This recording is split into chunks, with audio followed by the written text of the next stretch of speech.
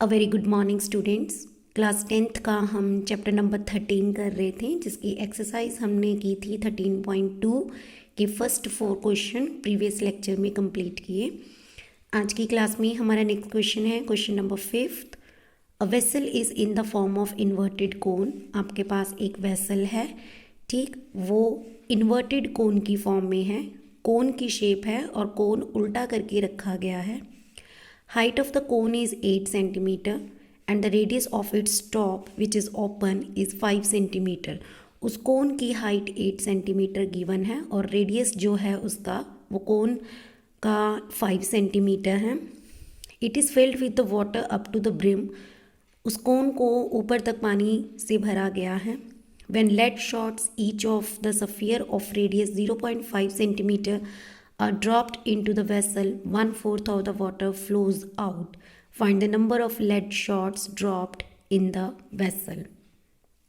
तो according to question बच्चे आपको बोला गया है कि आपके पास एक इन्वर्टेड कोन है, कोन की शेप का एक वेसल है। कोन कुछ इस तरीके का होता है, ठीक है, इन्वर्टेड फॉर्म में रखा गया है।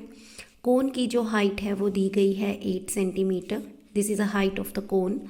और जो कोन है ऊपर से ओपन है और कोन का जो आपके पास यहाँ पर रेडियस दिया गया है वो है आपके पास 5 centimetre. This is a radius from this to, इस पॉइंट से यहाँ तक का जो डिस्टेंस होता है वो आपके पास रेडियस है। रेडियस आपके पास दिया गया है 5 सेंटीमीटर, ठीक है। तो ये आपका रेडियस ऑफ द कोन है, ये आपके पास हाइट ऑफ द कोन है। अब उन्होंने क्या कहा है कि ये जो कोन है ये ऊपर तक पानी से भरा हुआ है। इस कोन को उन्होंने पानी से भरा हुआ है। इस कोन के अंदर आपने लेड शॉट्स डालने हैं। लेड शॉट्स क्या होता है, जैसे बच्चे होते हैं ना, बंटे होते हैं कांच के छोटे छोटे सफेरिकल टाइप ऑफ बंटे होते हैं जिनको लेड शॉट्स कहते हैं। कहते इस कोन के अंदर पानी भरा हुआ है और इस कोन के अंदर लेड शॉट्स है वो गिराए जा रहे हैं, या आप कह सकते हो कि लेड शॉट्स को रखा जा रहा है। जब आप उन लेड शॉट को जो कांच के बने हुए हैं उनको जब आप इस कोन के अंदर रखोगे तो इस कोन के अंदर से 1/4 पानी जो है, 1/4 हिस्सा जो पानी का है वो बाहर गिर जाएगा, ठीक है। ऑब्वियस सी बात है, अगर आप एक बकेट लो, बकेट में पानी भरो, उस पानी के अंदर अगर आप कोई चीज़ भरने की कोशिश कर रहे हो, अगर आप कोई चीज़ उसमें डालोगे तो पानी उछल के क्या आएगा, बाहर गिरेगा। तो कहते इस कोन के अंदर जिसके अंदर पानी फिल किया गया है आप कितने लेड शॉट्स यहाँ पे रखोगे कि जो पानी है 1/4 जो पानी है वो इस कोन से बाहर गिर रहा है। तो आपने बेसिकली नंबर ऑफ शॉट्स निकाल कर देनी है, लेड शॉट्स। तो हमने यहाँ पे क्या देखा कि हमारे पास एक कोन है और एक कांच के बने हुए बंटे हैं जो सफ़ेयर की फॉर्म में है। तो हमने एक साइड पे लिखा वॉल्यूम ऑफ कोन, और वॉल्यूम ऑफ कोन सभी को पता है 1/3 पाई आर स्क्वायर एच होता है। यहाँ पे आर के साथ हमने 1 क्यों लिखा, क्योंकि इस समय आपके पास कोन का भी रेडियस दिया गया है जिसको हम R1 लिखेंगे। This is the radius of the cone.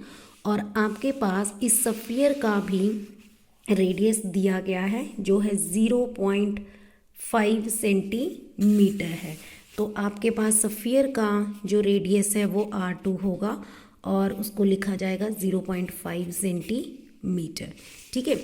तो हमने यहाँ पे एक रेडियस लिखा R1 और वॉल्यूम ऑफ सफ़ियर जो कांच के बंटे हैं वो सफ़ियर की फॉर्म में है और उसका वॉल्यूम होता है सफ़ियर का 4/3 पाई आर का क्यूब। यहाँ पे हमने रेडियस को R2 लिखा। अब हमें क्या निकालना है, हम इक्वल रखेंगे वॉल्यूम ऑफ कोन को, इक्वल रखेंगे वॉल्यूम ऑफ सफ़ियर के, ठीक है।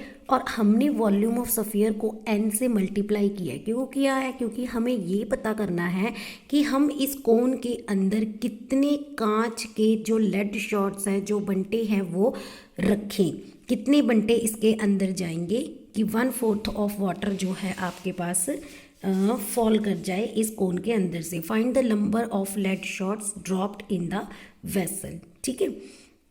तो कहते आपने n की वैल्यू निकाल कर देनी है, इसलिए हमें नहीं पता कि हम कितने कांच के बंटे इसके अंदर डाल रहे हैं। तो n से हमने इसको मल्टीप्लाई कर दिया। अब वॉल्यूम ऑफ कोन होता है 1/3 pi R square H. Volume of cone में रेडियस को r1 लिखा equal to n multiply volume of sphere होता है 4/3 पाई आर का क्यूब, यहाँ पे रेडियस को r2। अब एक चीज़ आपने याद रखनी है कि वॉल्यूम ऑफ कोन के आगे हमने इसको मल्टीप्लाई कर दिया 1/4 से, क्योंकि हमें ये कहा गया था कि जब हम लेड के शॉट्स को इस कोन के अंदर रखेंगे तो इसमें से 1/4 हिस्सा जो पानी का है वो बाहर गिर जाएगा। ठीक है, तो डैट मीन्स जितना वॉल्यूम पानी का बाहर जा रहा है उसी वॉल्यूम में वो लेड शॉट्स आके अपने आप को क्या कर रहे हैं, उतने ही वॉल्यूम में फिट कर रहे हैं।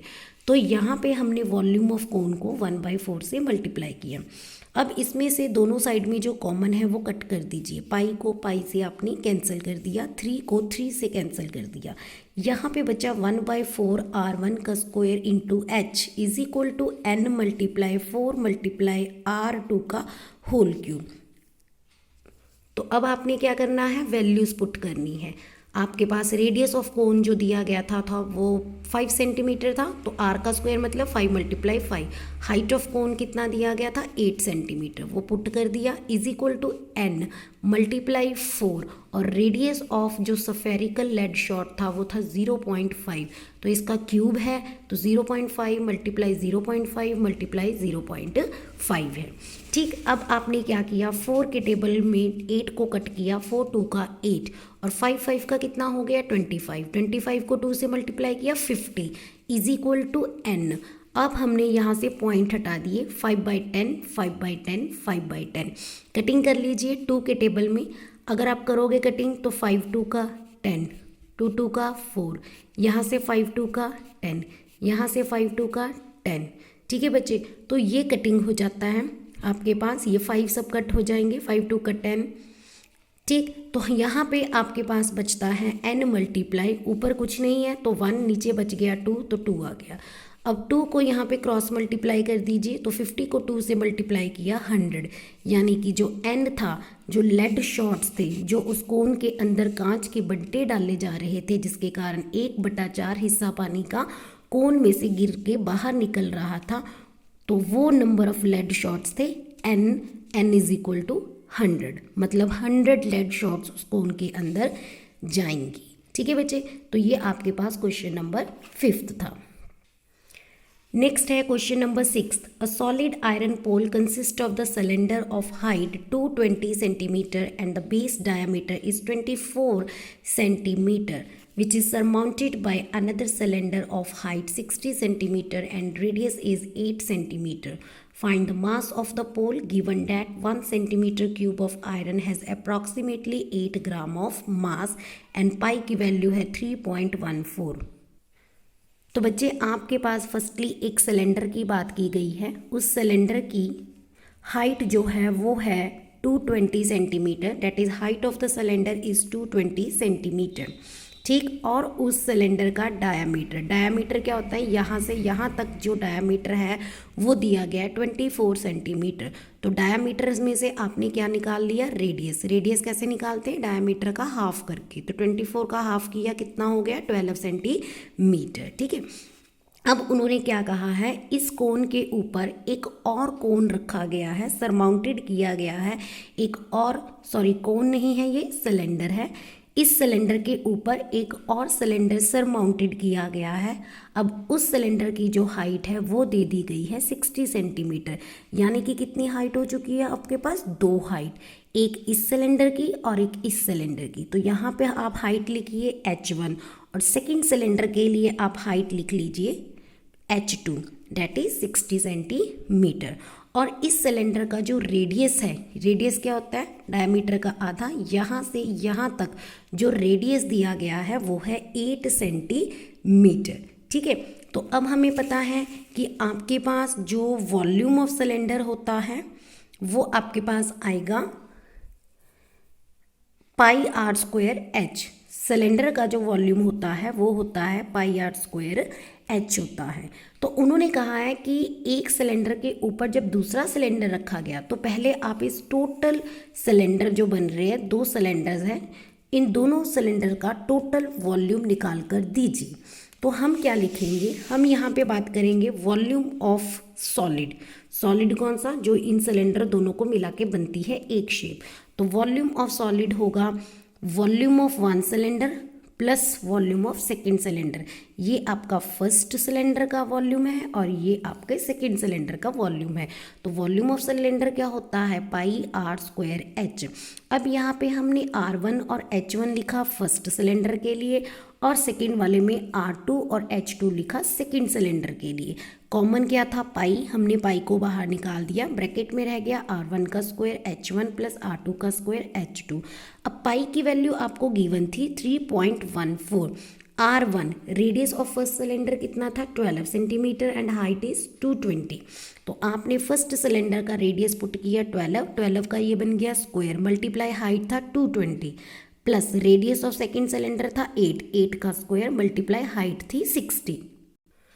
अब आपके पास 3.14 में से पॉइंट हटा दिया, नीचे आ गया 100 मल्टीप्लाई 144, 12 का स्क्वायर किया 144 मल्टीप्लाई आपके पास 220 हाइट थी प्लस 8 का स्क्वायर किया सेकेंड सिलेंडर का जो रेडियस था 64 मल्टीप्लाई 60, इसको मल्टीप्लाई करके आया 31680 प्लस इनको मल्टीप्लाई करके आया 3840। दोनों को जब आपने प्लस कर दिया 35520 आया और जब आपने 314 को 35,520 से मल्टीप्लाई किया और डिवाइड किया 100 से, you will get 111,532.8 centimetre cube. जो वॉल्यूम होता है उसकी यूनिट होती है सेंटीमीटर क्यूब। तो वॉल्यूम ऑफ टोटल सिलेंडर या टोटल सॉलिड जो बना था वो वॉल्यूम था इतना। अब उन्होंने कहा है आप हमें मास निकाल के दीजिए। तो 1 सेंटीमीटर आयरन का जो वेट था वो 8 ग्राम था, ठीक है। 1 सेंटीमीटर क्यूब आयरन जो सॉलिड बना है उसका वेट था 8 ग्राम। तो टोटल वॉल्यूम का आप जो मास निकालोगे वो कितना होगा, मतलब ये पूरा सॉलिड जो है उसमें कितना मास लगेगा आयरन का। तो वॉल्यूम को मल्टीप्लाई कर दीजिए 8 ग्राम से, मल्टीप्लाई किया you will get the answer of 892.2624 kilogram.